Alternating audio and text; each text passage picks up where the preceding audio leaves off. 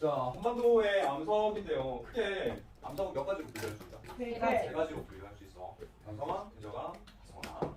변성암부터 먼저 살펴보자면 복스 변에서 만들어진 암석이야. 원래 기존에 있던 암석이 변에서 만들어진 암석이고 변성암의 가장 핵심은 변성작용이라고 이야기할 수가 있습니다. 그리고 우리나라의 변성암은 적어도 모두 다 언제 만들어졌다? 시원생대 때 만들어졌어. 지질시대 선생님 소개했었죠. 네. 오늘도 지질시대에 대해서 이야기를 할 거니까 잠깐만 메모를 한다면 지금 우리가 살고 있는 시대에 현대라고 할게요. 나중에 현대가 아닌 사실은 신생대 4기가 쭉 연장되어 가는 건데 그냥 심플하게 현대라고 하겠습니다. 현대 이전의 세대를 뭐라고 할까요? 신생대라고 이야기를 합니다. 신생대는 현대에 미친 영향이 매우 크기 때문에 시기까지 알아둬야 된다고 했잖아. 신생대 전기를 제3기, 후기를 제4기 이렇게 이제 구분할 수 있어야 되고 신생대 이전을 뭐라고 그래야 돼? 중생대. 중생대 핵심은 무슨 시대? 공명시대. 중생대 이전을 뭐라고 그래? 고생대. 맞아, 고생대고 고생대 이전이 시원생대라고 말씀을 드렸습니다. 시원생대는 시생대랑 원생대 묶은 거예요. 밑으로 내려가면 내려갈수록 과거고 위로 올라가면 올라갈수록 현재고 요 시대를 왔다 갔다 여러분들 할 수 있어야 됩니다. 근데 변성암은 모두 다 언제 만들어진 거다? 시원생대 때 만들어진 거다. 한반도에서 가장 넓게 분포하는 암석이 바로 변성암입니다. 변성암의 대표적인 얘는 뭐라고? 현마암이라고 말씀을 드렸죠. 자, 그리고 이제 퇴적암인데 퇴적암은 쌓여서 만들어진 암석. 고생대 때도 퇴적암이 만들어지고요. 중생대 때도 만들어지고 신생대 때도 만들어졌어. 퇴적암은 뭘 이룬다고? 차곡차곡 쌓여가지고 일반적으로 퇴적층을 이루게 됩니다. 거꾸로 이야기하자면 퇴적층에 있는 암석은 모두 다 무슨? 퇴적암이라고 이야기할 수 있죠. 그리고 이 퇴적암은요 형성 환경이 중요하다고 했어. 그래서 엄청 강조를 했어요. 바다 밑에서도 퇴적암이 만들어질 수 있고 그 다음에 육지에서도 특히나 습지 아래에서 퇴적암이 만들어질 수가 있는데 바다 밑에서 만들어진 퇴적암을 해성 퇴적암이고 그 해성 퇴적암이 존재하는 층을 해성 퇴적층 이렇게 얘기하는 거지. 반면 습지 아래에서 만들어진 퇴적층은요 이게 육지 환경이잖아. 육성 퇴적층 거기에 존재하는 암석은 육성 퇴적암 이렇게 여러분들 이해를 해주셔야 되겠습니다. 가장 대표적인 퇴적암 엄청 많은데 뭐 삼, 쉐일, 여감 이런 거 많은데 바다 밑에서 만들어진 해성 퇴적암 중에 가장 대표적인 예시가 석탄. 그 다음에 육성 퇴적암 중에 가장 대표적인 예가 석탄이야. 석탄은 오래되면 오래될수록 탄소 함유량이 많아진다고 했잖아. 우리나라 무연탄 모두 다 나중에 이야기할 거지만 고생대 때 만들어졌거든요. 탄소 함유량 엄청나게 많아요. 그래서 무연탄, 고생대. 그다음 갈탄이라는 석탄도 있어. 갈탄이라는 석탄은 신생대 때 만들어진 거야. 그래서 오래되지 않아가지고 불순물을 엄청 많이 포함하고 있어. 거꾸로 이야기하자면 탄소 함유량이 상대적으로 적어. 무연탄과 갈탄, 퇴적암에 속한다는 거 여러분들 이해해 주세요. 퇴적암에는요 차곡차곡 쌓이기 때문에 과거의 흔적이 남아 있을 수 있습니다. 그 과거의 흔적이 결국은 뭐가? 화성이다. 맞죠? 화성암인 화성암. 화성암은 마그마가 굳어가지고 이루어진 암석. 화성암. 근데 마그마가 굳는 장소가 상당히 중요하다고 했잖아. 지각 또는 지표 아래에서 굳으면 뭐가 된다? 신성암. 터져 나와서 굳으면 화산암. 심성암의 대표적인 예가 화강암. 터져 나와서 굳은 화산암의 대표적인 예가 형. 요 구분 잘 하셔야 됩니다. 화강암은요 지질시대 중에 우리나라에서는 언제만 만들어진다? 중생대에만 만들어지고요. 화산암은요 언제만 만들어진다? 신생대에만 만들어졌어요. 이것도 구분을 하셔야 되겠어요. 요 내용을 녹여내서 한반도의 지체 구조에 대해 한번 살펴보도록 하겠습니다. 지체 구조는 말 그대로 큰 규모에 나타나는 지질 구조야. 넓은 지역에 나타나는 지질 구조. 한반도의 몸통이 어떻게 만들어져 있는지 우리가 살펴볼 텐데 이 지체 구조는 뭐의 결과냐면 지각 운동의 결과라고 여러분들 이해하시면 돼요. 운동의 결과. 그래서 결과부터 먼저 살펴보고 과정을 우리가 이해하는 시간을 갖도록 하겠습니다. 결과야. 결과를 여러분 꼭 이해를 하셔야 돼요. 학습지에 이 그림하고 나와 있죠? 네. 그림에 채찍하면서 차곡차곡 한번 지체 구조에 대해서 이야기를 해보도록 합시다. 시원생대 때부터 쭉 한반도의 지체 구조가 땅 덩어리가 어떻게 만들어졌는지 살펴볼 텐데 먼저 시원생대야. 지구가 이제 처음 만들어지고 생물이 처음 탄생했을 때가 시생대거든요. 무려 46억 년 전이야. 시기는 몰라도 되고 아무튼 엄청 오래전에 한반도의 지체 구조 중에서 어떤 부분이 만들어졌냐면 평북, 개마지교, 경기지교, 영남지교 요 세 부분이 처음 만들어졌어. 여기서 지교라는 말은 땅 덩어리라는 말이고요. 평북 개마지개라는 말은 평안북도랑 개마고원 일대다 이런 의미가 되겠습니다. 경기지개는 경기도 일대의 큰 땅덩어리, 영남지개는 영남지방의 큰 땅덩어리 이렇게 이해를 하시면 되겠어요. 요 세 부분이 언제 만들어졌다고? 시원생대 때. 시원생대 우리 어떤 함석이 존재한다고 했어? 변성함이.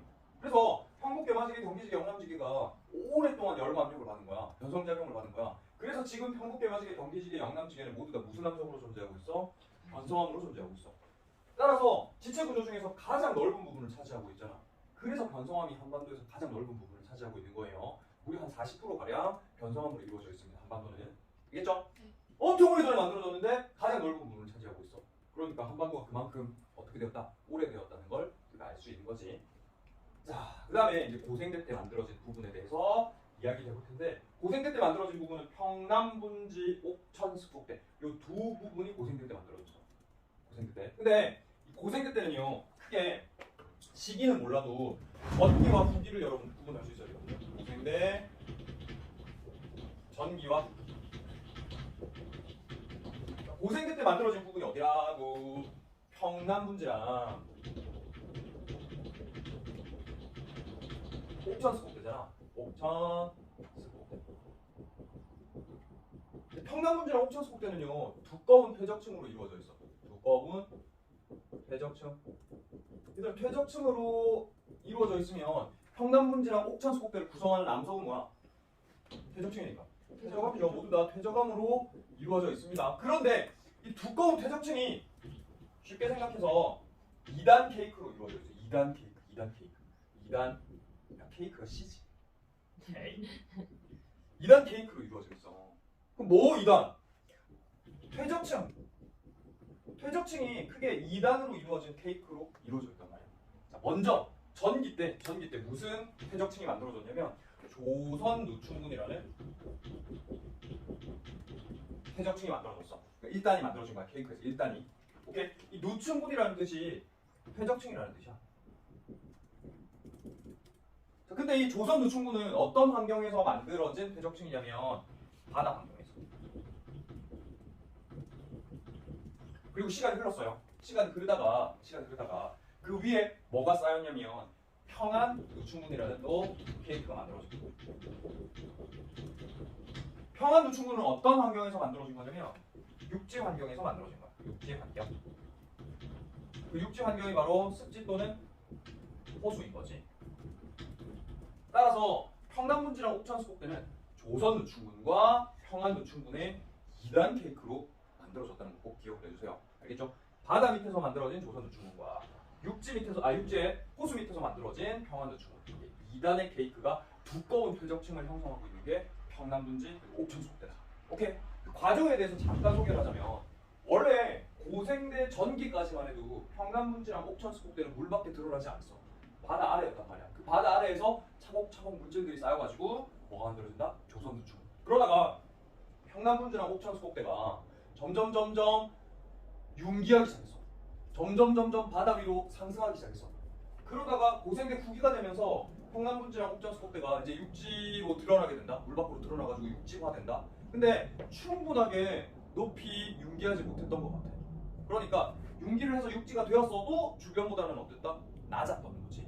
주변보다 낮다 보니까 물이 고이게 되고요. 그쪽으로 물질들이 흘러오게 되면서 차곡차곡 또 쌓이게 되는 거야. 그러면서 무슨 퇴적층이 만들어진다? 평안 누충군이라는 퇴적층이 만들어지는 거지. 따라서 평남분지랑 옥천수곡대는 조선 누충군과 평안 누충군이라는 두꺼운 퇴적층으로 이루어져 있고, 환경의 선생님이 중요하다고 했잖아. 퇴적층은 만들어지는 환경이. 조선 누충군은 바다 밑에서 만들어진 해성 퇴적층이야. 그래서 지금 조선 누충군을 파보면 뭐가 발견이 된다? 석회석 또는 석회암이 발견되는 거지. 반면 평안 누충군은 육지에서 만들어진 퇴적층이거든요. 육성 퇴적층이야. 육성 퇴적층. 그래서 지금 평안 누충군을 파보면 뭐가 발견이 되냐면 석탄이 발견이 돼. 석탄. 근데 고생대 때 만들어진 석탄이잖아. 탄소를 많이 포함하고 있어. 그래서 이 평안 누충군에는 석탄 중에서도 무연탄이 내장되어 있다. 이렇게 이야기를 할 수가 있는 거죠. 알겠죠? 오케이. 2단 케이크 꼭 기억하셔야 됩니다. 자, 그다음 중생대입니다. 중생대 때는 어느 부분이 만들어지냐면 바로 우리가 살고 있는 경상도 일대에 경상분지라는 땅 덩어리가 만들어져요. 경상분지가. 근데 중생대 때 경상분지는 분지가 이제 낮은 땅이잖아. 주변보다 낮았어. 근데 육지였어. 그래서 주변보다 낮은 육지라서 뭐가 고이게 되었다? 물이 고이게 된 거야. 아주 넓은 호수가 만들어졌습니다. 그 아주 넓은 호수 밑에서 차곡차곡 역시나 물질들이 쌓여가. 그러면서 퇴적층이 만들어지는데 경상분지, 즉 경상도 일대에 넓게 만들어진 퇴적층이다라고 해서 이 퇴적층은 뭐라고 이름 붙였냐면 경상누충군이라고 이름 붙였고요. 호수 밑에서 만들어진 거잖아. 그래서 이 경상누충군은 육지 환경에서 만들어진 육성 퇴적층이야. 육성 퇴적층. 원래라면 육성 퇴적층에 석탄이 매장되어 있어야 하거든. 근데 우리나라의 이 경상누충군에는 석탄이 발견된다, 발견되지 않는다? 발견되지 않아. 그 이유를 선생님이 내 마음대로 추측을 하건데 왜 그랬냐. 중생대가 공룡시대였잖아. 공룡시대. 우리나라 이 경상도 일대가 공룡들의 놀이터였던 거지. 그래서 초식 공룡들이 너무 많아가지고 막 식물을 다 뜯어먹었나 봐. 식물이 매장되어야지 얘네가 굳어가지고 석탄이 만들어질 텐데 다 뜯어먹었으니까 매장될, 즉 석탄으로 변할 식물 자체가 그렇게 많지 않았던 거지. 따라서 석탄이 지금 발견되지 않나 봐. 하지만 뭐는 많이 남아있냐? 공룡들이 놀았던 흔적들은 엄청나게 많이 남아있는 거지. 발자국, 그 다음에 싸우다가 죽어가지고 매장돼가지고 공룡 화석, 알 이런 것들이 경상도 일대에서 엄청나게 많이 발견되고 있고 그 대표적인 지역이 어디야? 경남의 고성이고 그리고 이때까지 고성만 물어봤거든요. 근데 진주에도 공룡의 흔적이 있는 지층이 남아있어요. 그게 천연기념물로 지정이 되어 있단 말이야. 그래서 혹시나 진주도 물어볼 수 있지 않을까 싶어가지고 진주도 선생님 한 개 넣어놔봤습니다. 그 다음에 전남의 해남, 땅끝마을이 해남이잖아요. 거기도 공룡의 흔적들을 볼 수 있어. 해남은 특이하게도 누구의 어떤 공룡의 발자국을 관찰할 수 있냐면 익룡. 익룡의 발자국을 관찰할 수 있어요. 그래서 중생대는 공룡시대다. 경상도 일대에 육성퇴적층이 만들어졌고 그 육성퇴적층에 뭐가 발견이 된다? 공룡의 흔적, 즉 화석이 발견이 된다. 이렇게 이해하시면 되겠습니다. 자 이제 신생대로 가볼게요. 신생대. 신생대는 어느 부분이 만들어졌냐면 두만지괴랑 길주명천지괴가 만들어졌어요. 두만지괴랑 길주명천지괴. 즉 귀퉁이 모퉁이가 만들어졌는데 두만지괴는 왜 두만지괴라고 하냐면 이 두만강 일대요. 이렇게. 길주명천지괴는 왜 길주명천지괴라고 하냐면 여기 길주랑 명천이 있어. 동네가. 그래서 길주와 명천 주변의 땅 덩어리다. 이렇게 이해를 하시면 되는데 이 두만지괴랑 길주 명천지괴는 신생대 제3기 때 차곡차곡 쌓여가지고 지층이 형성이 되어 있습니다. 그래서 3기층이 분포하고 있다. 이렇게 말씀드릴 수가 있어요. 근데 3기층은요. 해성퇴적층도 있고 육성퇴적층도 있어. 그런데 그 3기층 중에 육성퇴적층에 뭐가 발견이 되냐면 갈탄이 발견돼요. 갈탄. 석탄 중에 가장 품질이 안 좋은 갈탄이 발견이 됩니다. 특히 이 두만지계에 갈탄이 많이 매장이 되어 있는데 두만지계에 분포하는 갈탄 탄광 이름 들어봤을 거야. 북한의 정치범 수용소야. 맞아. 고소 말 안 듣는 것들은 아우지로 보내버려야지. 맞아. 아우지 탄광이 이 두만지계에 있고 갈탄의 탄광이라고 이야기할 수 있습니다. 오케이. 한반도 지체 구조에서 가장 분포 범위가 좁죠. 그러니까 신생대에 만들어진 부분은 한반도에서 엄청 좁아. 그 말은 한반도가 엄청나게 오래됐다. 이렇게도 이해할 수 있는 거지. 찡. 이해되니? 네. 그래. 자 그러면 정리를 해볼게요. 자 한반도 지체 구조랑 암석이랑 여러분들 매칭시킬 수 있어야 되는데 핵심 키워드는 뭐야? 변태. 왜? 변태. 그렇죠? 원성함과 퇴적함이 번갈아 가면서 공부하고 있습니다. 행복경화지의 시원생대의 변성함. 평남분지는 고생대 퇴적함. 얘들아 퇴적함은 고생대, 중생대, 신생대 모두 다 만들어진다고 했잖아. 그래서 퇴적함은 시대를 구분할 수 있어야 돼. 고생대, 퇴적함. 그다음 경기지계는 시원생대, 변성함. 그리고 옥천수곡대는 역시나 평남분지랑 똑같죠. 고생대, 퇴적함. 영남지계, 시원생대, 변성함. 경상분지는 중생대, 퇴적함. 그리고 귀퉁이, 모퉁이, 두만지계랑 길주명천지계는 신생대, 퇴적함. 이렇게 이해를 하시면 되겠습니다. 그래서 평목 개마지계부터 변태 이렇게 매칭시켜서 꼭 기억해 주세요. 출제될까요? 안 될까요? 해요. 출제할까요? 안 할까요? 해요. 합니다. 합니다. 요 그림 그대로 낼까요? 안 낼까요? 해요. 됩니다. 됩니다. 자, 그래서 요거는 선생님이 다 마무리 짓고 다시 한번 돌아와서 시대별 암석을 정리해 보도록 할게요. 간단히 소개를 해보자면 요 그래프를 또 읽을 수 있어야 되거든. 종종 전국연합에 출제되는 그래프인데 한반도에 분포하는 암석 변성암, 화성암, 퇴적암이 있어. 그죠? 변성암이 42.6%고 퇴적암이 22.6%고 화성암이 34.8%란 말이야. 그래서 우리나라에는 변성암이 가장 넓은 부분을 차지하고 있잖아. 근데 이 변성암 모두 다 언제 만들어진 거냐면 시생대와 원생대 때 만들어진 거야. 이해되죠? 그죠? 화성암은 마그마가 굳어가지고 만들어진 암석인데 중생대 때 만들어진 화성암이 30%라는 거고 신생대 때 만들어진 화성암이 4.8%라는 거. 아까 선생님이 잠깐 소개했었잖아요. 중생대 화성암은 모두 다 화강암이라고. 그러니까 무려 한반도에 분포하는 암석 중에 30%가 화강암이라는 뜻이고 그 다음에 신생대 화성암이 뭐야? 현무암이라고 했잖아. 4.8%라는 뜻이야. 이거 해석되겠니? 그 다음 퇴적암은 우리 공부했었잖아. 방금 전에 고생대 퇴적암. 이거 어디에 분포하는 거다? 평안누충군 조선누충. 그지? 중생대 퇴적암은 12.7%인데 이거 경상분지에 분포하는 거고 제3기에 만들어진 퇴적암은 1.5%인데 이거 어디에 분포하는 거야? 두만지게랑 길중역천지기에 분포하는 거지. 요거 해석할 수 있겠니? 나중에 다시 한번 우리가 정리하도록 하겠습니다. 알겠죠? 자, 방금 전에 우리 지체구조에 대해 살펴봤어요. 지체구조는 지각운동의 결과라고 했습니다. 그러면 우리 결과를 살펴봤으니까 뭘 알아야 된다? 과정, 프로세스를 알아야죠. 와, 그래서 준비했죠. 한반도의 형성, 과정. 얘들아, 학습지에 보면 그 오른쪽 페이지 한번 볼래? 몇 페이지야? 63페이지. 63페이지에 선생님이 가로로 표를 한 개 실어놨어. 뭐야? 가로로 표. 가로 표. 형성 맞아. 표 정리해놨죠? 그 표를 보면서 따라오시면 됩니다. 오케이. 한반도가 형성되는 과정에다가 지각운동을 덧붙여서 한반도가 어떻게 만들어졌는지를 선생님 시대별로 시원생대 때부터 신생대까지 쭉 설명을 한번 해볼게요. 알겠죠? 네. 졸지 마. 안 돼. 자면 안 돼. 알겠지? 이거 너네 이거 올려주려고 일부러 하고 있어. 복잡해서 어려울까봐 다시 안 보라고 나중에 봤어요. 착하지? 네. 내가 이런 사람이 원래. 자, 그러면 시원생대부터 한번 살펴보도록 할게요. 일단 시원생대 진짜 옛날이거든. 몇 년부터 몇 년 전까지다. 이거 기억을 못해도 진짜 오래된 거라는 걸 좀 보여주기 위해서 가져왔어요. 무려 지구 나이가 48억 살인데 46억 년 전부터 5억 7천만 년 전까지를 우리 시원생대라고 합니다. 그 오래전에 어느 부분이 만들어졌냐면 한반도 지체구조에서 평곡개마지개, 경계지개, 영남지개가 만들어졌어. 왜? 그 과학 시간에 그런 거 공부했을 거잖아. 빅뱅이 빡 일어나가지고 빅뱅이 아니고 빡 충돌해가지고 이제 지구가 만들어졌잖아. 처음에는 완전 불덩이였잖아.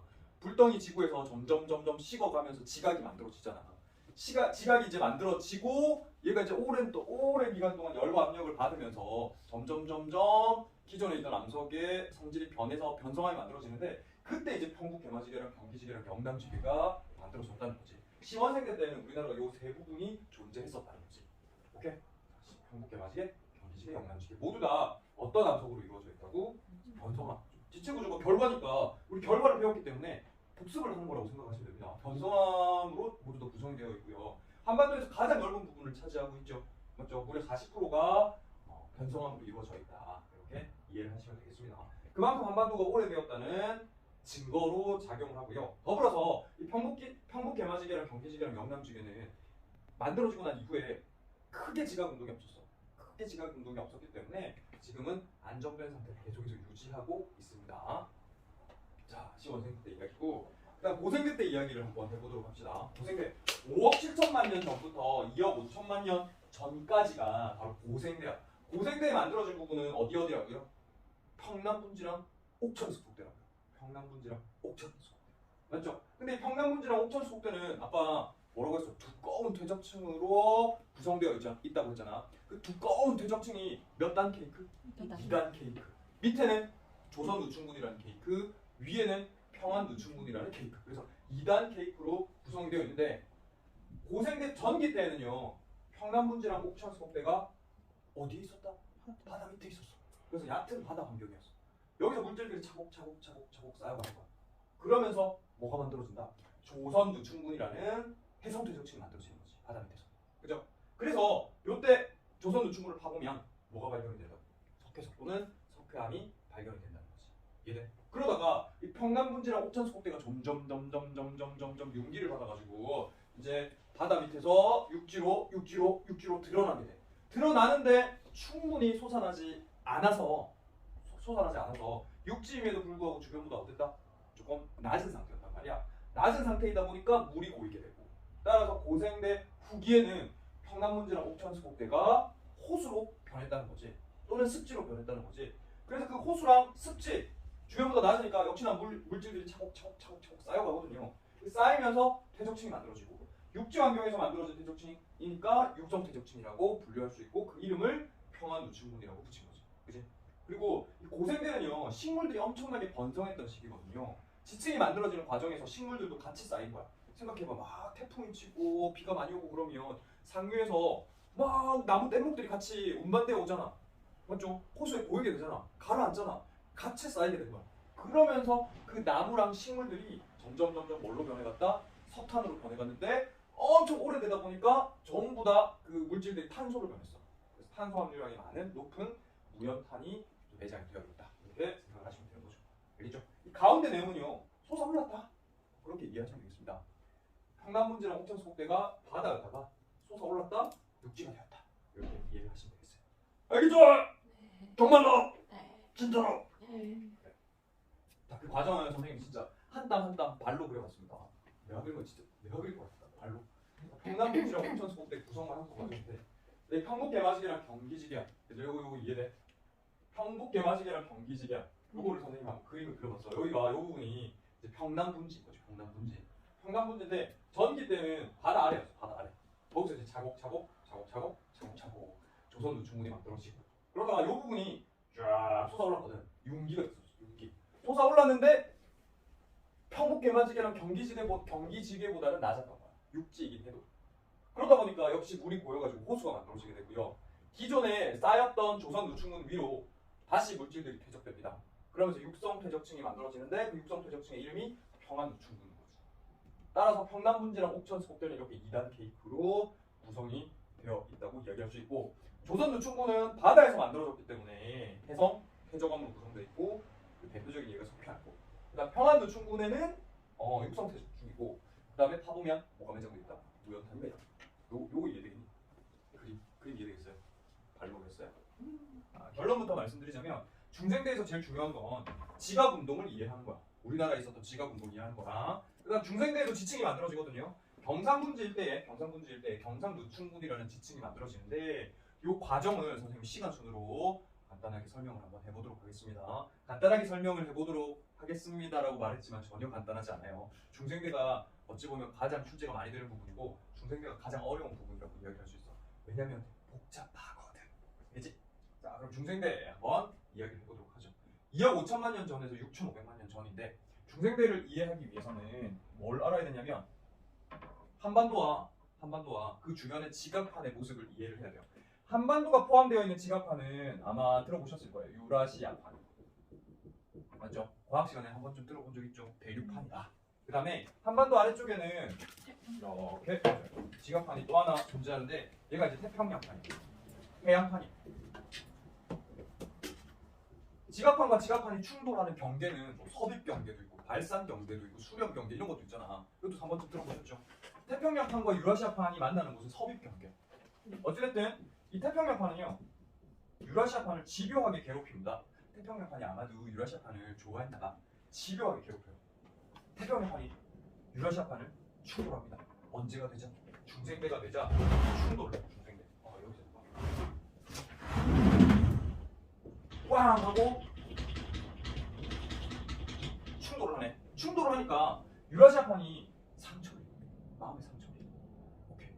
그런데 어디를 중심으로 마음의 상처를 입냐면 지금 한반도의 북부 지역을 중심으로 상처를 입어요. 자자자자자 마음의 상처를 입는데 그 마음의 상처의 결과가 뭐냐면 지각판에 균열이 만들어지더라는 거지. 그리고 이 지각이 형성된 균열을 뭐라고 부르냐면 지질구조선이라고 부르요. 태평양판이 처음 유라시아판을 충돌했을 때 형성된 지질구조선 학자들이 분석을 해보니까 선형적인 구조를 가지고 있는데 이 선형적인 구조가 어디를 향하더라? 요동반도를 향한다는 걸 밝혀냈거든. 그 요동반도를 우리가 랴오뚱반도라고 이야기를 하잖아. 랴오뚱 지역. 따라서 가장 먼저 태평양판이 유라시아판을 충돌했을 때 어떤 일이 있었냐? 랴오뚱 방향의 지질 구조선이 형성되었다. 요 지각 운동을 가리켜서 뭐라고 하냐면 송림운동 또는 송림운동이라고 합니다. 그래서 정리하자면 중생대 가장 먼저 있었던 사건은 송림변동 또는 송림운동인데요. 태평양판이 유라시아판을 충돌하면서 한반도의 북부 지방의 랴오뚱 방향에 뭐가 형성되었다? 지질 구조선이 형성이 되었다는 거지. 즉 한반도 북부지방의 랴오뚱 방향의 지질 구조선을 형성시킨 지각 운동이 바로 뭐다? 송림운동 또는 송림변동이다. 정리할 수 있겠네. 오케이? 자, 송림운동이 끝난 뒤에 얼마 지나지 않아 다시 태평양판이 유라시아판을 괴롭히기 시작합니다. 또 고백을 했어요. 그러니까 이제 유라시아판에 한반도 남부 지역이 남았잖아. 이 남부 지방에도 역시나 상처를 입게 돼요. 상처를 입으면서 똑같이 송림운동과 똑같이 뭐가 만들어진다? 지질 구조선이 만들어지는데 이때 형성된 지질 구조선은 송림운동의 결과와는 조금 방향성이 다르더래. 학자들이 연구해보니까. 그럼 어디를 향한 지질 구조선이 형성이 되었냐? 중국 대륙 내부, 즉 중국 대륙을 향한 지질 구조선이 만들어졌다는 거야. 이 중국 대륙을 향한 지질 구조선을 형성시킨 지각 운동을 뭐라고 이름 붙였냐면 학자들이 대보조산 운동이라고 이름 붙였어. 대보조산 운동. 근데 이 대보조산 운동은 정말 중요합니다. 왜냐면 이 대보조산 운동이 한반도에 있었던 지각 운동 중에 가장 격렬했던 지각 운동. 그래서 이 대보조산 운동은 지질 구조선을 형성시키는 것뿐만 아니라 뭐도 관입시키냐면 한반도 전체에 화강암도 관입을 시켜요. 화강암 관입. 조금 이따 정리해줄게. 화강암 관입. 그럼 화강암이 관입한다. 이게 무슨 말이야? 무슨 말이야? 화강암은 어떻게 만들어진다고 했니? 마그마. 맞아. 마그마가 지표 내부에서 굳어져가지고 만들어지는 게 화강암이잖아. 그지? 이게 지표고 지각이라고 해보자. 태평양판이 유라시아판과 충돌하니까 지금 송림변동과 대보조산 운동에 의해서 한반도 전역에 지질구조선이 만들어졌지. 지질구조선이 만들어졌다는 건 지각에 균열이 발생을 했다는 거야. 그러면 지각이 약해지잖아. 약해지면 어디를 자극하냐면 내부에 있던 마그마를 자극을 하는 거야. 마그마가 자극받으면 내가 뚫고 나올 수 있겠다. 그래가지고 이렇게 지표 밖으로 나오려고 하는데 생각보다 지각이 그렇게 약하지 않더라는 거지. 단단했다는 거지. 그래서 뚫고 나올 수 있었다 없었다? 뚫고 나오지 못했어요. 뚫고 나오지 못한 채 분하다 이러면서 속에서 서서히 굳어져 가는 거예요. 그러면서 뭐가 만들어진다? 화강암이 만들어지는 거지. 그럼 잘 생각해봐. 화강암은 선생님이 심성암 또는 관입암이라고 했잖아. 지각 내부에서 마그마가 굳어져가지고 만들어졌잖아. 그래서 이 화강암이 관입암 또는 심성암 깊은 곳에서 만들어진 암석이라고 이야기할 수가 있는 거지. 그러면 대보조산 운동에 의해서 한반도 남부지방의 지질 구조선이 만들어진 것 이외에도 어떤 일이 있었다고요? 한반도 전체에 이런 일이 벌어지거든요. 한반도 전체에 뭐가 관입을 했다? 화강암이 관입을 하더라. 거꾸로 한반도 남부에 중국 방향의 지질 구조선을 형성시키고 한반도 전체에 화강암을 관입시킨 지각 운동을 뭐라고 한다고? 대보조산 운동이라고 한다고. 이렇게 연결시킬 수 있어야 됩니다. 연결 지을 수 있어야 돼요. 알겠죠? 마지막에 선생님이 지금 빈칸들을 만들어놨잖아. 다시 정리하려고 공간을 띄워놓은 거예요. 자, 그리고 난 다음에 끝난 줄 알았어. 그런데 이 태평양판이 아주 집요한 거야. 집요해가지고요. 또다시 유라시아판을 괴롭힙니다. 괴롭히다 보니까 한반도에서 그 태평양판과 가까운 부분, 거기가 어디냐면 경상도거든요. 이 경상도 일대가 그 힘을 못 이겨가지고 움푹 주저앉아. 함몰된다 또는 침강된다 이런 표현을 쓰는데 왜 막 싸우다 보면 빡 얻어맞으면 어떻게 돼? 뼈가 움푹 주저앉잖아. 손흥민도 헤딩하다가 어떻게 됐어? 광대뼈가 주저앉았잖아. 마찬가지 원리야. 태평양판이 유라시아판을 꽝 치니까 경상도 일대가 움푹 주저앉게 되는데 주저앉게 되면 주변보다 낮아지니까 여기 뭐가 만들어진다? 당시에 넓은 호수가 만들어지더라. 그죠? 호수가 만들어지면 호수는 주변보다 높다 낮다? 낮지? 그 아래에서 차곡차곡 물질들이 쌓여가지고 뭐가 또 만들어진다? 퇴적층이 만들어지는데 그 퇴적층을 뭐라고 이름 붙였냐면 경상누층군이라고 이름 붙였어. 경상도 일대의 누층군이라는 거지. 누층군, 선생님이 퇴적층이라고 했잖아. 경상도 일대의 퇴적층이 만들어지더라. 자, 세 번째 있었던 일이 그래서 정리를 하자면 뭐다? 경상분지가 만들어지고요. 경상분지가 만들어지고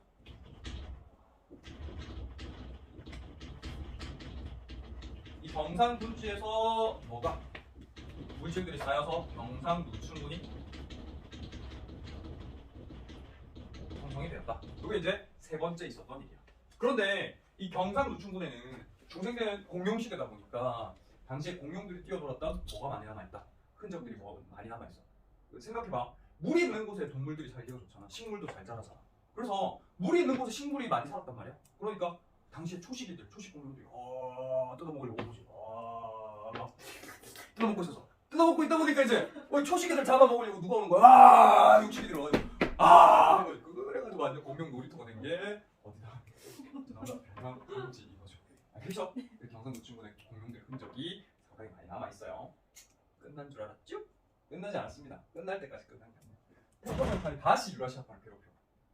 너무 스트레스를 받는 거야. 누가? 유라시아파이 너무 스트레스를 받았어. 너무 스트레스를 받다 보니까 이제 뭐가 나기 시작해?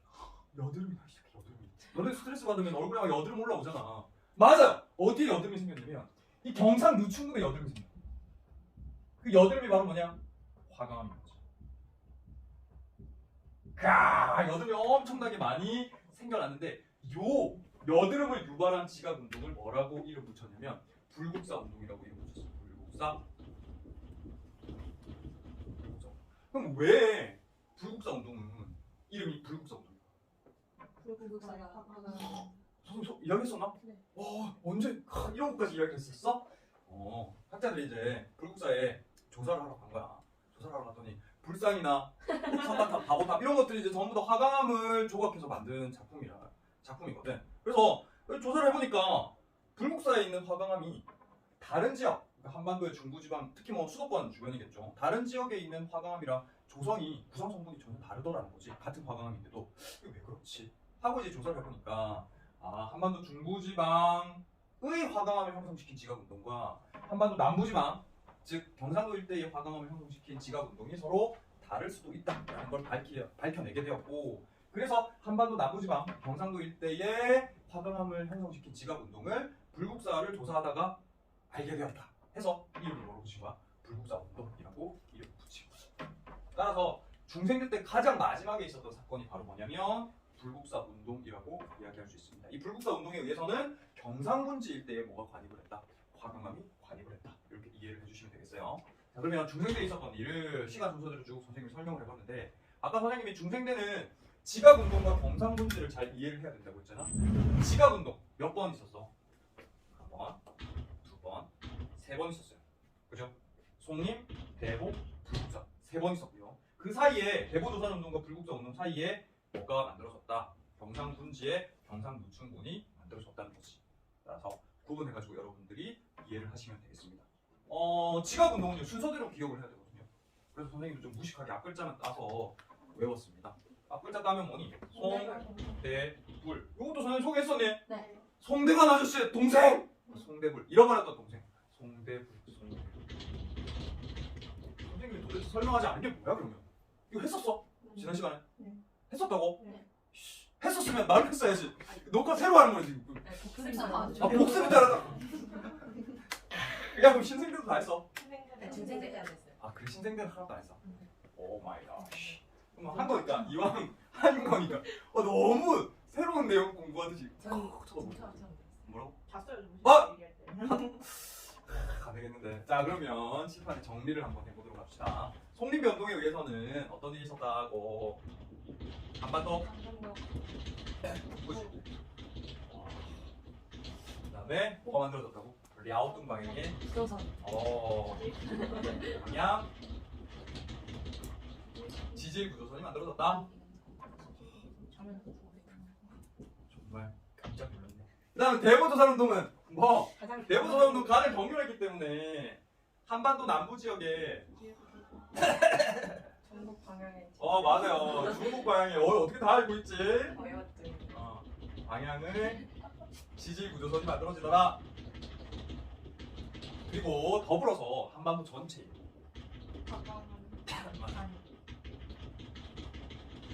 화강암이 관여를 했습니다. 그 다음에 경상군지 일대에는 경상누충군이 만들어지는데, 아까 이 경상군지 일대가 공룡들 놀이터라고 했었잖아. 뭐가 발견이 된다? 공룡 발자국 화석이 발견이 되고, 그리고 경상누충군은 호수에서 습지에서 만들어진 지층이다 보니까 뭘로 분류할 수 있어? 해성이랑 육성이랑 육성 대적층이죠. 호수는 육지의 일부죠. 그렇죠? 육성 대적층인데 육성 대적층. 마지막 불국사 운동은 어디? 경상군지 일대에 화강암을 관입시킨 지각 운동이었다. 책에 따라서는 대보조선 운동에 의해 만들어진 화강암이랑 불국사 운동에 의해서 만들어진 화강암을 구분하기도 하거든요. 당연히 구분해야 되죠. 어디에 만들어진 화강암이냐는 구분해야 되는데 이름까지 구분하는 경우도 있어. 대보조산 운동에 의해서 만들어진 화강암은 뭐라고 부르겠니? 대보 화강암이라고 불러. 그다음 불국사 운동에 의해서 만들어진 화강암을 뭐라고 부르고요? 어제 불국사 화강암 구분하기도 합니다. 만약에 모의고사에서 이런 식으로 물어보면 대보 화강암? 생소한데? 라고 생각하지 말고 대보조산 운동에 의해서 만들어진 화강암, 불국사 화강암, 불국사 운동에 의해서 만들어진 화강암 이렇게 이해를 하시면 되겠습니다. 출제 포인트는 여러분들이 꼭 기억해야 되는 건 뭐겠어? 송림변동은 북부야, 랴오퉁 방향이야, 그죠? 대보조산 운동은 남부야, 중국 방향이야. 전체에 화강암이 만들어져. 그지? 그 다음에 불국사 운동은 어디에만? 분지야, 경상분지. 경상도 일대에만 화강암이 만들어져. 이런 지역들을 구분해야지. 그러면은 한반도 전체에 화강암이 만들어졌는데 거기에다 경상분지는 더 생긴 거예요? 그렇지. 여덟이 더 돋아났다고 보면 되는 거지. 아마 헷갈리게는 절대 출제하지 않을 거고요. 나도 당연하지만 전국연합에서도 헷갈리게 절대 물어보지 않을 거고 이를테면 이런 식으로 물어볼 수 있어요. 수도권 일대 화강암이랑 경상분지 일대의 경상도 일대의 화강암이랑 얘가 무슨 지각운동과 관련이 있는지 질문을 던질 수 있는 거지. 그랬을 때는 구분할 수 있잖아. 경상도 일대는 불국사, 그다음 수도권 일대, 저 북부 지방에는 무슨 지각운동, 대보조산운동 이런 식으로 구분만 할 수 있습니다. 구분만. 오케이? 네. 그러면 복습 열심히 했네요. 마무리 짓고 이제 신생대로 넘어가 보도록 하겠습니다. 신생아처럼 복습 해보도록 하겠습니다. 신생대. 신생대는 어떤 일이 있었을까? 자, 신생대입니다. 그래서 신생대 시대 구분할 줄 알아야 되죠. 신생대는 중요하기 때문에 시기까지 기억을 해야 된다라고 말씀드렸어요. 그러면 신생대는 어떤 시기와 어떤 시기로 구분할 수 있다. 전기가 맞아 제3기, 후기가 제4기. 시대 순으로 어떤 일이 일어났을까요? 신생대의 내용들을 이제 우리가 기억을 해야 되는데 키워드가 뭐냐면 지각운동과 화산활동 그리고 제3기층이 키워드라고 볼 수가 있습니다. 그래서 지각운동, 화산활동, 제3기층을 중심으로 신생대에 일어났던 일들을 우리가 이해를 하시면 되는데 역시나 신생대도요. 누가 말썽 문제를 일으킬까요? 태평양판이 문제와 말썽을 일으키게 됩니다. 무슨 말이냐면 아직도 끝나지 않았나 봐. 태평양판의 유라시아판에 대한 마음이 아직도 끝나지 않았나 봐. 그래서 신생대가 되었어도 태평양판이 미련을 버리지 못해가지고 또다시 유라시아판한테 고백을 합니다. 고백을 하니까 어떻게 됐다? 한반도의 유라시아판에 이제 지울 수 없는 상처가 만들어지는 거예요. 마음에 진짜 좁고 긴 균열, 대못이 바뀐 것처럼 균열이 팍 만들어지면서 어떻게 되냐면 여기서 마그마가 터져나오기 시작해요. 마그마가 막 터져나오기 시작하면서 새롭게 지각을 만드는 거야.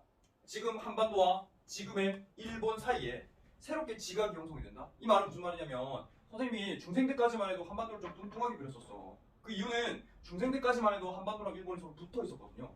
그래서 뚱뚱하게 그린 거고요. 신생대가 되자 지금의 이제 동해 지역인 거지. 동해가 있던 자리에서 뭐가 이렇게 마그마가 터져 나오기 시작하고요. 그리고 누구랑 사이를 벌려놓는 거야? 한반도랑 일본 열도를 사이를 벌려놓기 시작하는 거죠. 그러면서 이제 점점 멀어지는 거야. 점점 더 멀어지나가 그렇죠? 멀어집니다. 멀어지니까 어떻게 될까요? 분리되기 시작해. 한반도의 지금의 잘생긴 모습이 만들어지기 시작해. 그런데 그 과정에서 길주 명천 지역이랑 두만 지역, 이 두만 지역의 길주 명천 지역과 두만 지역의 땅 덩어리가 분리돼서 떨어져 나옵니다. 이거는 책에 나오는 건 아니고 선생님이 그냥 합리적인 추론이야. 합리적인 추론. 어디서도 이렇게 설명하지 않습니다. 내 마음대로 그냥 설명하는 거야. 왜냐면 이해를 해야지 암기를 할 수 있으니까. 떨어져 나와. 일본이랑 한반도가 멀어지면서 조각이 떨어져 나올 수 있잖아.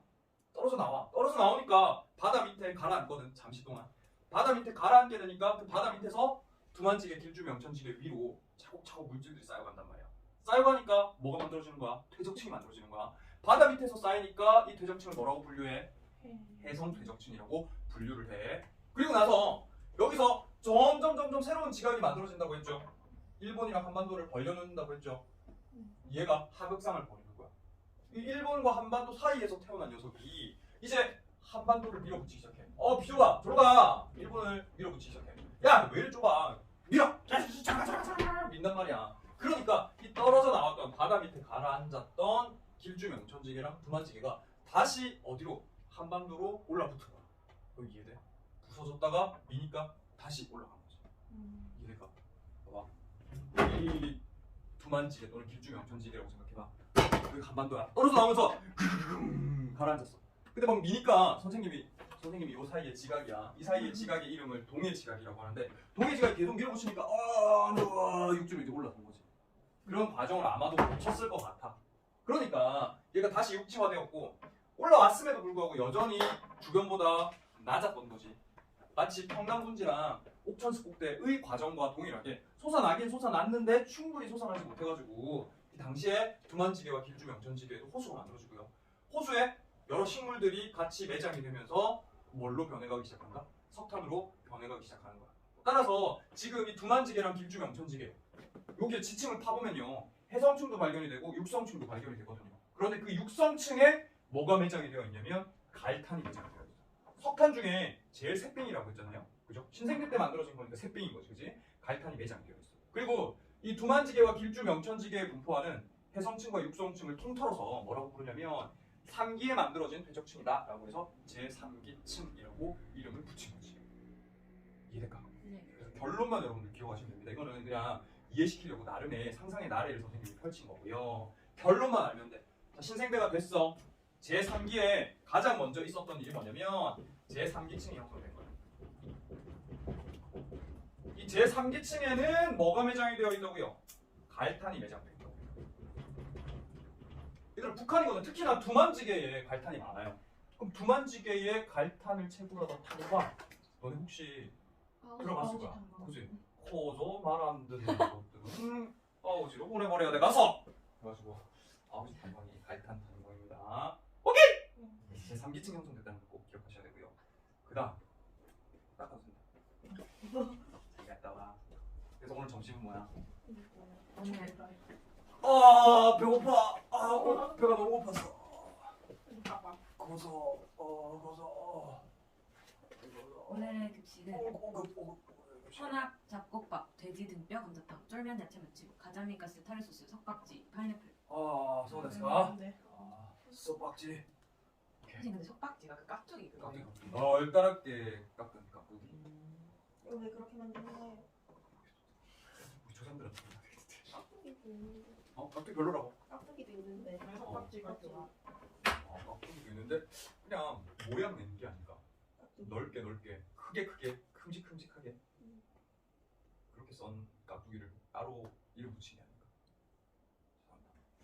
자, 그 과정 나름대로 이제 그림을 그려봤어요. 떨어져 나오고 다시 올라붙고. 그리고 그림을 보면 이해가 되려나 잘 모르겠네. 자, 그리고 이제 정말 중요한 지각 운동 중 하나인데 3기가 이제 끝날 무렵에 지각 운동이 또다시 발생하게 됩니다. 그 지각 운동의 이름이 뭐냐면 들어보셨을 거예요. 경동성 요고 운동. 한 번도 안 들어봤어? 중학교 때 한번 다룰 텐데. 경동성 요고 운동. 경동성 요곡 운동이 뭐냐면 요곡 운동의 요곡이 습곡이야 습곡. 땅이 이렇게 휘게 된 지각 운동이다 라는 뜻이고 경동성이라는 말은 비대칭이라는 말이거든. 비대칭. 이게 대칭으로 솟아오른 게 아니라 비스듬하게 비대칭으로 솟아올랐다. 그걸 가리켜서 이제 경동성 요곡 운동이라고 부릅니다. 그럼 경동성 요곡 운동이 왜 발생했냐? 요 한반도랑 일본 사이에서 점점 지각이 커져간다고 했잖아요. 요 지각의 이름 몰라도 되는데 동해지각이라고 부르는데 이 동해지각이 점점 한반도를 밀어붙이는 거야. 특히 한반도의 동쪽을 밀어붙이는 거지. 옆으로 가 밀어붙이는 거야. 그러니까 한반도가 어떻게 되는 거야? 이 힘을 받는 쪽이 접혀 올라가. 접혀 올라가면서 뭐가 만들어져? 주름이 잡히니까 산맥이 만들어지는 거지. 이 산맥을 형성시킨 지각 운동이 경동성 요곡 운동이고 이렇게 접혀 올라가다 보니까 한반도가 전체적으로 어느 쪽이 높아졌다? 동쪽이 높아졌잖아. 그래서 한반도의 단면을 가리켜서 동고 서저형 지형이다 이런 식으로 부르잖아. 또는 경동성 요곡 운동에 의해서 이런 결과가 만들어졌다고 해서 경동 지형이라고 부르거든요. 그럼 거꾸로 우리나라가 동부서저형 지형 또는 경동지형이 만들어지게 된 이유가 바로 무슨 지각운동 때문이다? 경동성 요곡 운동 때문이다라는 걸 이해를 해야 되는 거지. 그리고 요때 만들어진 산맥이 뭐냐면 요거 나중에 진짜 중요하게 물어보거든요. 요 산맥이 뭘까요? 나중에 기억할 거야. 함경산맥. 여기가 무슨 산맥일까? 낭림산맥이에요. 여기가 무슨 산맥일까? 태백산맥이에요. 다시 말해서 함경, 낭림, 태백산맥을 형성시킨 지각운동이 바로 뭐다? 경동성 요곡 운동이다. 이렇게 이제 정리를 할 수 있어야 되는 거지. 알겠지? 특히나 함경, 낭림, 태백산맥은요. 해발고도가 엄청은 아니고 우리나라에서 비교적 높은 편이거든요. 비교적 높은 편. 그 이유는 힘을 직접 받아가지고 솟아났잖아. 이렇게 힘을 받아가지고 솟아난 산지가 우리나라에 많지 않아. 그런데 힘을 받아서 직접 솟아났기 때문에 함경, 낭림, 태백산맥은 우리나라 내에서 비교적 해발고도가 매우 높고요. 그리고요, 산이 쭉 이어서 나타나는 특성, 이걸 산지의 연속성이라고 하는데 산지의 연속성이 매우 큰 편입니다. 그리고 이렇게 해발고도 높고 산지의 연속성이 크고 지각운동의 결과로 만들어진 산맥을 뭐라고 이름 붙였냐면 1차 산맥이라고 이름 붙였어요. 1차 산맥. 우리가 흔히 1차적이다, 2차적이다 이런 표현 쓰잖아요. 1차적이다 의미가 뭐냐면 직접적인 관련이 있을 때 1차적이다 이런 표현 쓰고요. 2차적이다 직접적으로 관련은 없지만 간접적으로 관련이 있을 때 2차적이다 이런 표현 쓰잖아요. 그럼 1차 산맥 뭐와 직접적인 관련이 있냐? 지각운동과 직접적인 관련이 있어서 만들어진 산맥, 즉 지각운동에 의해서 만들어진 산맥. 그래서 이제 요 세 녀석은 1차 산맥으로 분류를 하기도 한다는 거지. 이건 한반도의 산지 특성 하면서 좀 더 자세하게 다루도록 하겠습니다. 알겠죠? 네. 예스! 자, 과정을 선생님이 또 그림으로 그려봤어요. 유라시아판에서 일본이 떨어져 나가죠. 떨어져 나가면서 가운데 지각이 새롭게 만들어집니다. 이걸 동해지각이라고 부르고요. 이 동해지각이 계속 커져가니까 한반도와 일본을 더더욱 벌리게 되고 이 동해지각이 한반도의 동쪽을 밀어붙이면서 뭐가 만들어졌다? 산맥이 만들어진 거야. 그래서 한반도가 동고서저형 지형이 되고요. 이 동고서저형 지형이 된 서저형 지형을 형성시킨 지각운동을 경동성 요곡 운동이라고 부르는 거지. 함경, 낭림, 태백 이렇게 이르겠죠. 자, 그리고 끝난 줄 알았어요. 하지만 또다시 태평양판이 유라시아판을 괴롭혀요. 그러면서 한반도 곳곳에 이제 완전히 난리가 나는 거야. 뻥 폭죽이 터져 나오는데 그 폭죽이 바로 화산 활동이라고 이야기를 할 수가 있습니다. 화산 활동은요 3기에서 4기 넘어가는 과정에서 화산 활동이다. 여러분들이 알고 있는 화산 지형 모두 다 요때 화산 활동으로 만들어진 것들입니다. 백두산, 개마고원, 울릉도 독도, 그리고 제주도, 한라산 전부 요때 만들어진 거고요. 그리고 아마도 찬호이가 갈 수도 있는데 너는 군대 어디 갈 거니? 해병대. 진짜? 오, 그럼 찬호이는 안 가겠다. 찬호이는 어디로 가게? 포항으로 가잖아. 해병대는 포항 가거든. 근데 육군 가는 친구들은 한 3분의 1은 철원으로 가는 것 같아. 철원 훈련소로 가는 것 같아. 철원에도 우리가 여러분들이 잘 모르는 화산 지형이 숨겨져 있습니다. 나중에 철원의 용암대지라고 어떻게 생겼는지 다뤄볼 텐데 철원에도 역시나 요때 화산 지형이 만들어지게 된 거죠. 그래서 신생대 3기 말에서 4기 초 요때 화산 활동이 있었다는 것도 꼭 기억해 주시기 바랍니다. 알죠? 네. 일단 마지막 거의 다 끝나가네. 그리고 여기까지만 하고 마칠 거야. 마지막 이제 신생대 제4기에 무슨 일이 벌어졌을까? 기후. 바로 기후 변동이 일어났습니다.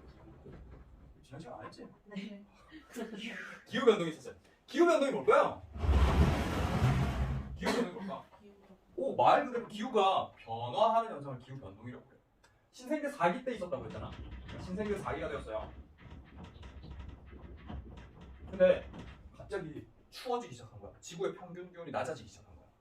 이 지구의 평균 기온이 낮은 시기를 뭐라고 부를까? 빙하기 또는 빈기라고 부르잖아. 빈기가 시작. 근데 학자들이 연구를 해보니까 빈기가 한 번만 있었던 게 아니래. 여러 번 있었대. 적어도 추웠던 시기와 따뜻했던 시기가 4번 이상 반복되었다는 걸 밝혀냈어. 그 말은 빈기가 있었고요. 그 다음 따뜻했던 시기가 있었고 또다시 빈기가 있었고 또다시 따뜻했던 시기가 있었고 요 세트가 적어도 몇 번 이상 발생했다, 나타났다. 4번 이상 반복이 됐다는 걸 말하잖아. 그러면 추운 시기는 알겠어, 빈기. 그러면 빈기와 빈기 사이에 따뜻한 시기는 뭐라고 부를까요? 사이 가짜를 써가지고 간빈기라고 부릅니다. 빈기와 빈기 사이에 따뜻한 시기를 간빈기라고 부릅니다. 그래서 추웠다가 따뜻했다, 추웠다가 따뜻했다, 다시 추웠다가 따뜻했다. 다시 추웠다가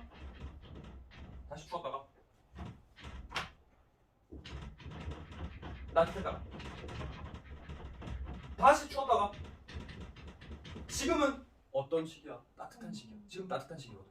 따뜻한 시기인데 간빙기라고 이름을 붙이려다 보니까 이후에 빙기가 안 올 수도 있잖아. 안 올 수도 있기 때문에 어찌됐든 알 수 있는 건 지금이 빙기 이후라는 거야. 그래서 뭐라고 이름을 썼냐면 후빙기라고 이름을 썼어. 그래서 지금 우리가 살고 있는 시대는 후빙기의 연속이라고 볼 수 있는 거지. 이제 우리는 후빙기를 살아가고 있습니다.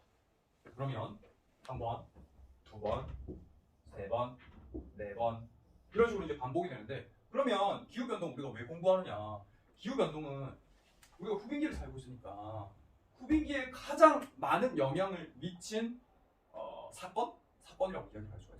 그래서 이 신생대 제4기의 기후 변동을 이해해야지 지금 현재 만들어진 이런 여러 지형들을 어느 정도 이해를 할 수 있단 말이에요. 특히 그 이전에 있었던 기후 변동보다는 언제가 가장 현재 후빙기에 많은 영향을 미쳤냐면 가장 마지막에 있었던 빙기가 우리가 살고 있는 현재에 가장 많은 영향을 미쳤거든요.